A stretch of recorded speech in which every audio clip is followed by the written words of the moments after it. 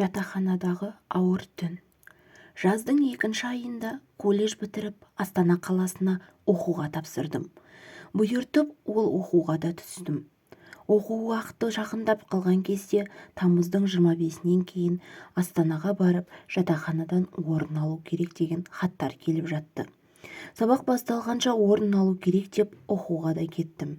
Үй іші шығарып салып, вокзалда қолдарын маған сермеп қала берді. Бар ойым қалай болар екен?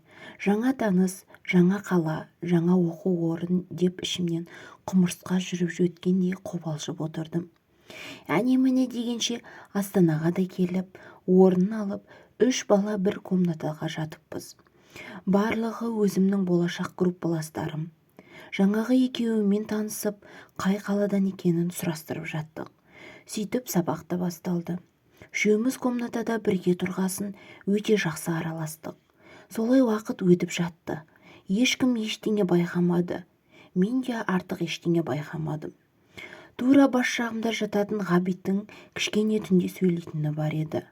Оған қатты мән бере бермейміз.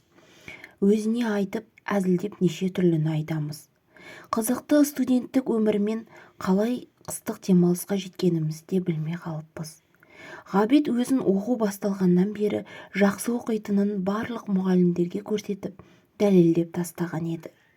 Сонымен кешкі 10 кездерінде тамақ ішіп, үшеуміз әңгімені жіберіп отырдық.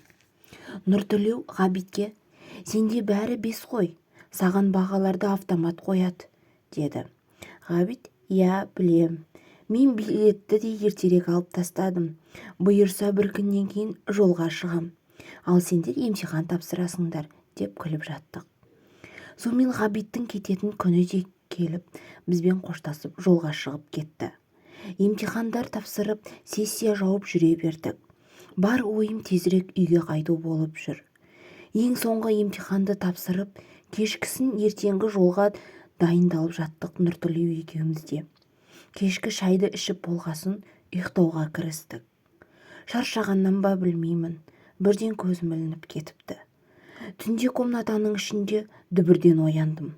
Қарасам, дәл ортада Нұртілеу 2 аяғымен жерді тепкілеп тұр. Соткамды бетіне жағып: "Нурик, қуасың ба? Жатсаңшы мазаны алмай", деп қайта жаттым. Тіпті әдейі істегендей одан ары үдете түсті. Тұрып светті жағып едім, бірден тоқтап, бір орында серейіп қатып тұрып қалды.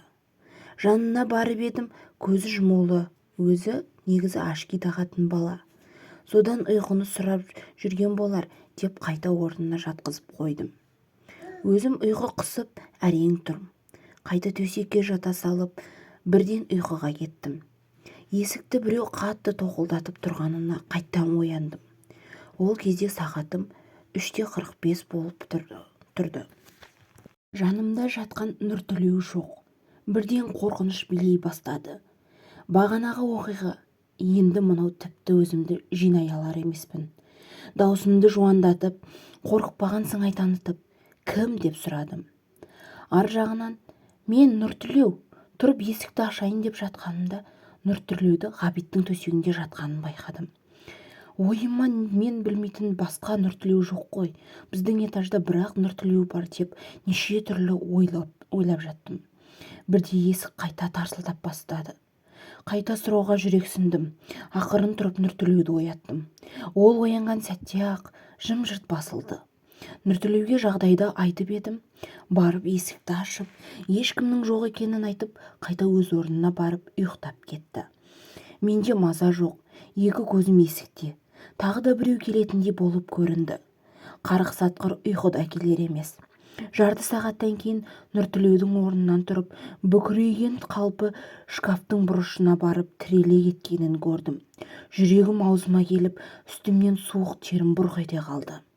Бұндай көріністі бірінші рет көруім. Көзімді жұмуға қорқам. Қайта ашсам тура бетіме қарап тұратындай сезіммен тек Нұртілеуге қарап жата бердім. Нұртілеу де 4-5 минутқа жетер-жетпес тұрып, қайта бүкірейген қалпы ортаға отырып кетті. Мен сол кезде қорыққаннан қалай айғайлап жібергенімді білмедім. Сол кезде ол өзіне келіп, төсегіне жатып қалды. Түнімен ұйқы жоқ, абырой болғанда енді қайталаған жоқ. ертеңінде мен бірінші болып кететін болғандықтан мен кеткенде ол ұйықтап жатқан еді. Ештеңе айтып үлгере алмадым. Кейін үйге жеткен соң звондап барлығын айтқанымда ештеңе есінде жоқ екенін айтып, бір жағынан маған қалжыңдап тұрсың ба деп сенбеді. Содан бері 1 жылдай уақыт өтті. Бұдан кейін Нұртілеуден ондай жағдай байқалмады. Сонда бұл не? Нұртілеудің ұйқы сұрағаны ма? Нұртілеу іште жатса, сыртта есік қаққан кім? Маған жұмбақ, басқаларға өтірік оқиға болып қала берді.